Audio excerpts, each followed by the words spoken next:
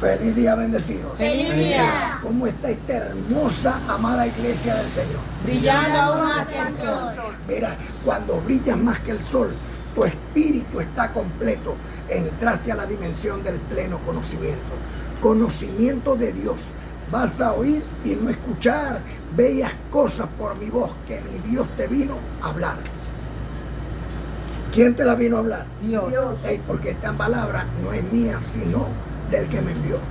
Por eso nuestro pastor es Cristo y este resucitado. Muy importante, la finalidad de los 7 espíritus. ¿La qué? La finalidad de los 7 espíritus. ¿Cuáles son los 7 espíritus? Bueno, eso lo habla el profeta Isaías en el capítulo 11, versículos 1 y 2.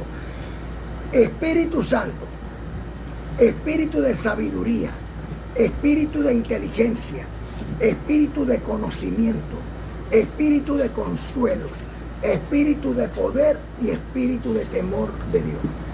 7 espíritus que están en nosotros y que nosotros no lo tenemos desarrollado. Bueno, lo vamos a desarrollar, porque esa es la vamos a conocer la finalidad de poder conocer lo que nosotros tenemos. En nosotros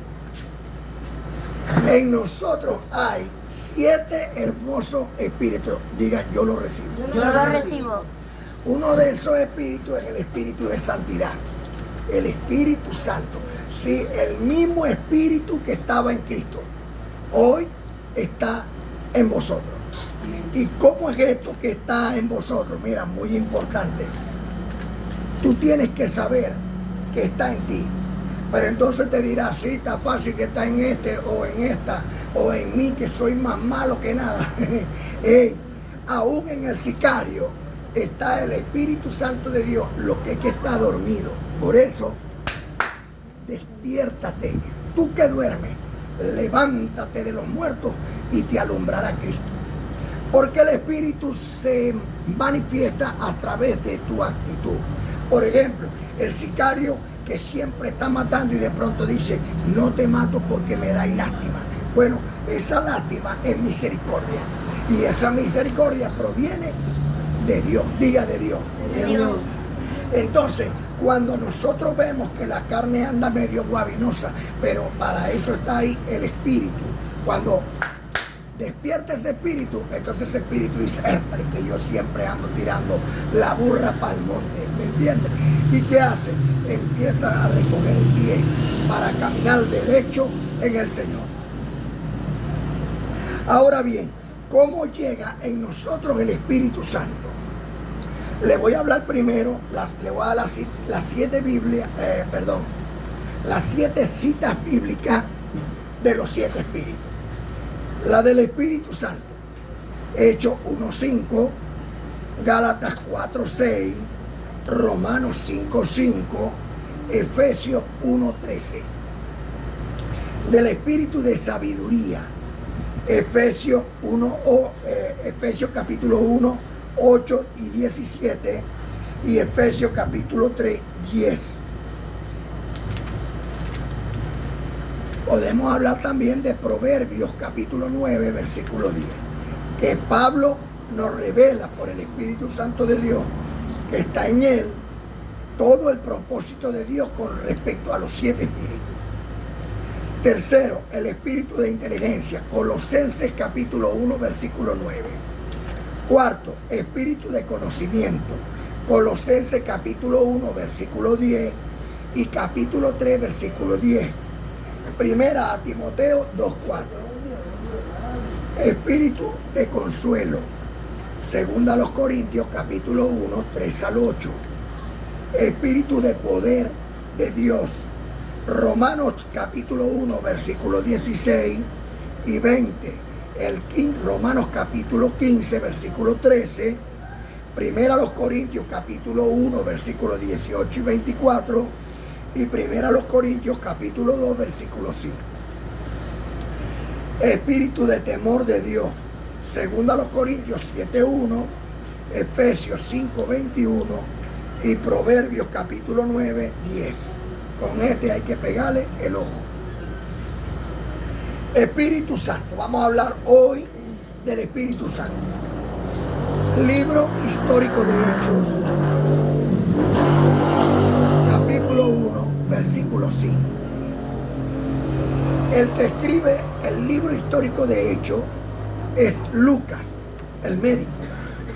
Y Lucas está dando aquí un recuento de lo que hicieron los apóstoles. Y entre lo que Lucas empieza a explicar en Hechos capítulo 1, versículo 5, dice lo siguiente: porque Juan ciertamente bautizó con agua, mas vosotros seréis bautizados con el Espíritu Santo dentro de no muchos días. Dentro de no muchos días. Lucas le está explicando a ellos lo que venía hablando Pedro y lo que venía hablando Pablo, porque Lucas estaba con los dos.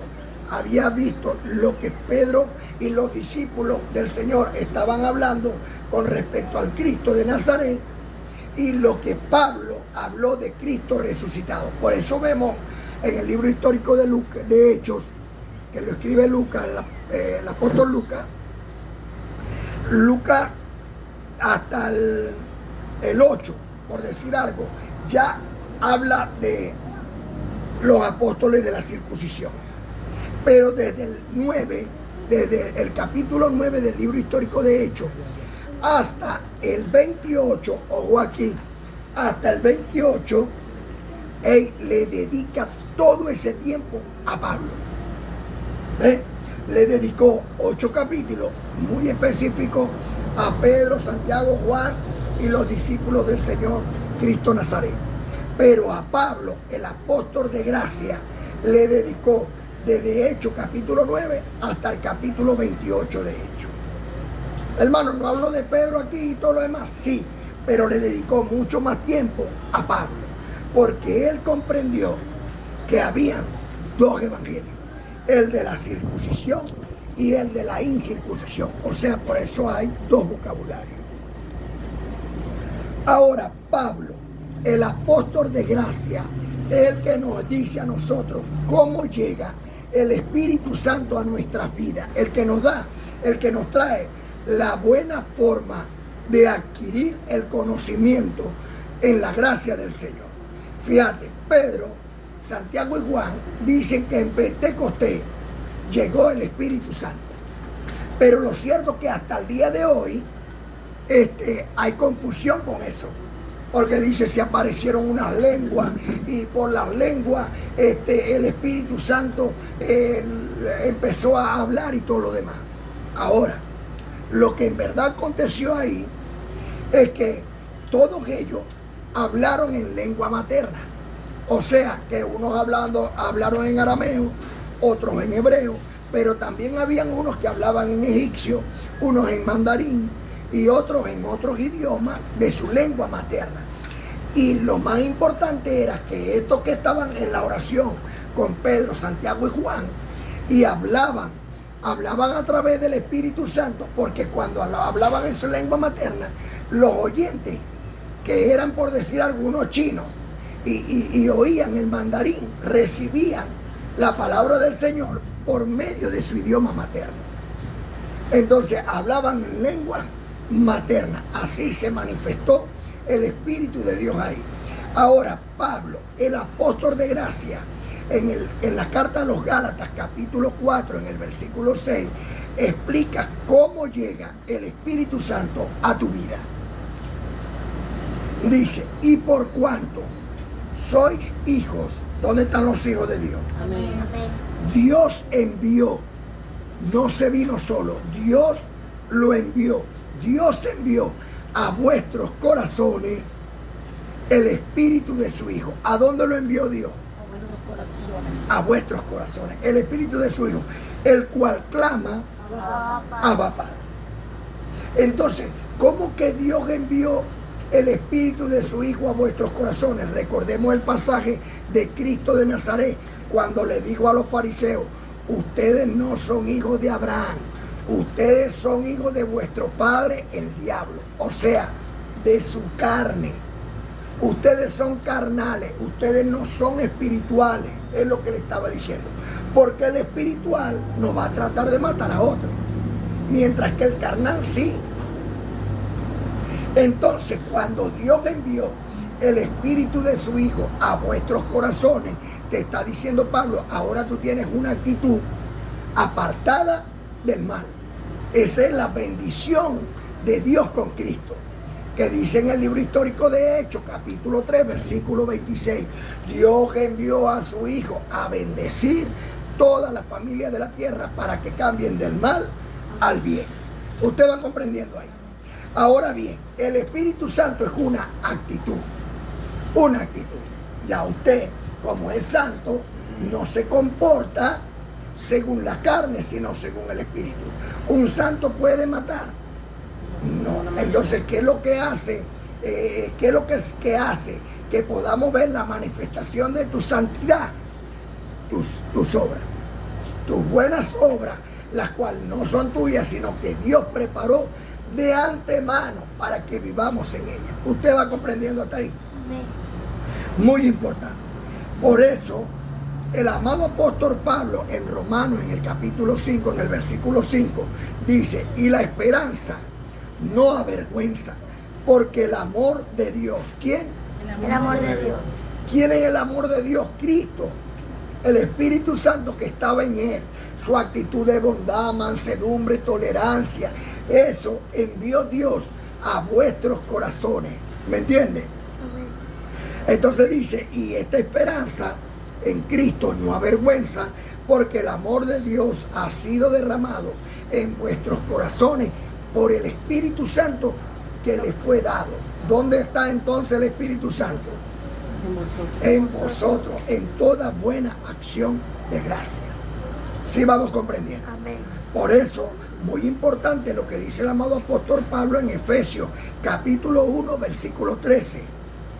En él también, vosotros, ¿en quién él? En Cristo. En él también vosotros, habiendo oído la palabra de verdad. Porque ¿quién tiene la palabra de verdad? Pablo. Pablo es el que tiene la palabra de verdad. Los discípulos, los que pasaron a ser apóstoles, tienen una palabra de confusión. ¿Por qué? Porque Cristo habló en parábola. Y la parábola no la entiende cualquiera, sino el espiritual. El Señor también lo dejó claro. Por eso agarran la palabra de Cristo de Nazaret y la confunden, la transforman a su propia conveniencia. Mas la palabra de Dios que sale por el amado apóstol Pablo prácticamente es literal. Y cuando tú vas comprendiendo esto, por ejemplo, Pablo dice, yo fui bautizado y bauticé, pero no me enviaron a bautizar, sino a predicar el evangelio. O sea, dice, yo me bauticé con agua y bauticé a los de Gallo, a la familia de Estefano, ya ni me acuerdo.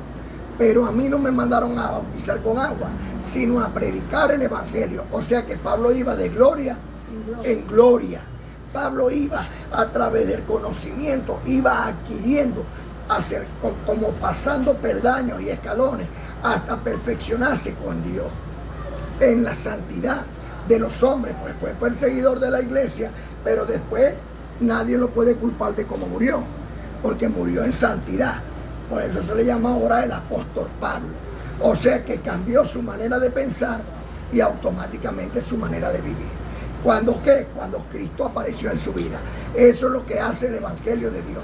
Y por eso él dice en 2 Timoteo capítulo 3, versículos 16 y 17, que toda la escritura que es inspirada por Dios es útil para enseñar, corregir, redarguir e instruir en justicia, a fin, tiene una finalidad de que el hombre de Dios sea perfectamente preparado para toda buena obra. Esto fue lo que pasó con el amado apóstol Pablo y con nosotros.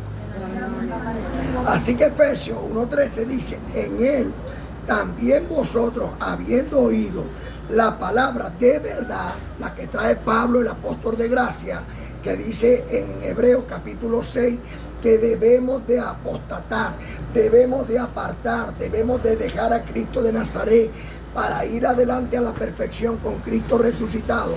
Hebreos 6, 1 y 2.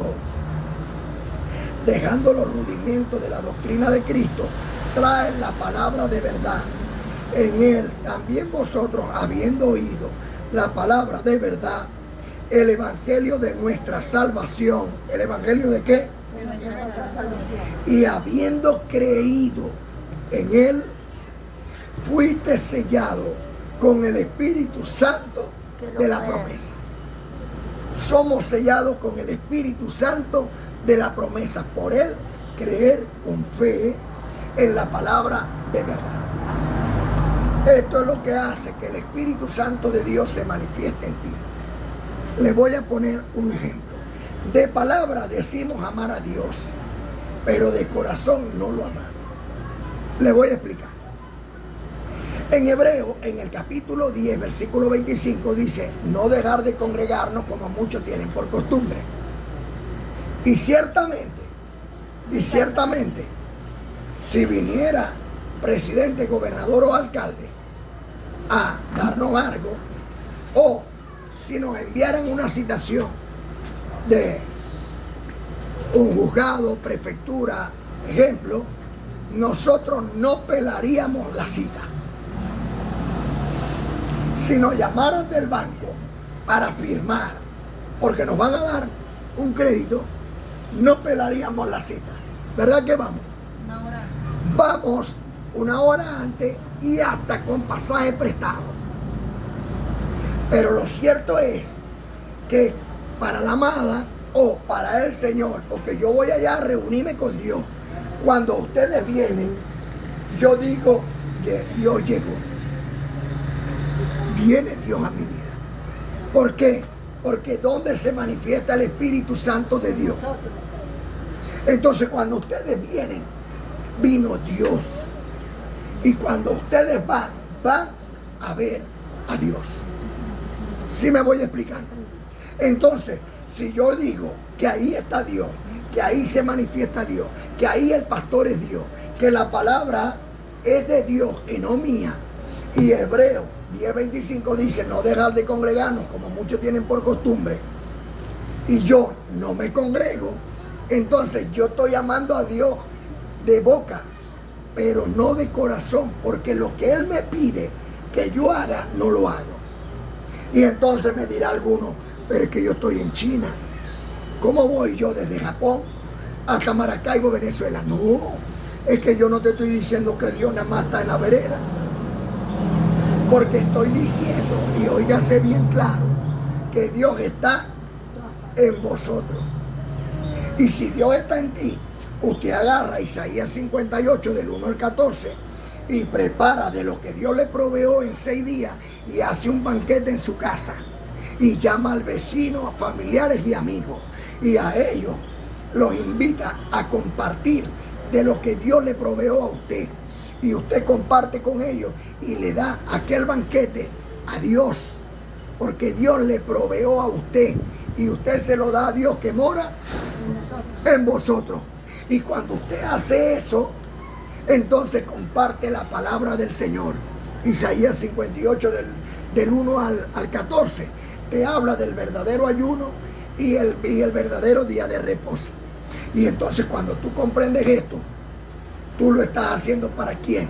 ¿Para los hombres o para Dios? Para Dios, para Dios. Entonces Dios le da a quien Él quiere como Él quiera. Y tú preparas eso y tú lo haces y tú estás cumpliendo la palabra de Dios que dice Hebreos 10:25. Pero nosotros tenemos la suerte, alabado sea el Señor, que nos podemos reunir allá en la vereda. Junto a aguas de reposo, el Señor nos pastorea. ¿Qué les parece? Y no podemos nosotros decir, voy el sábado para la vereda porque allá está Dios. Porque allá me visita Dios. Porque Dios va a visitar a mis hermanos. Y resulta que lo tomo como en vano. Como si, no, sí, allá está Dios, pero no tengo pasaje. O, ay, no, tenía muchos sueños. O llegó el agua para lavar. O no. No, Señor. Isaías 58, 13 y 14. Bien explícito, específico, muy explícito. Dice ahí, si retrajeres tu pie de hacer tu voluntad y lo llamares delicia del Señor, en mi día santo yo te pondré como huerto de Edén. ¿Qué faltará en el huerto del Edén? Y te pondré como manantial de agua, que su agua siempre fluye. O sea, te daré conocimiento. Porque el conocimiento se adquiere a través de la información que trae el Espíritu Santo de Dios.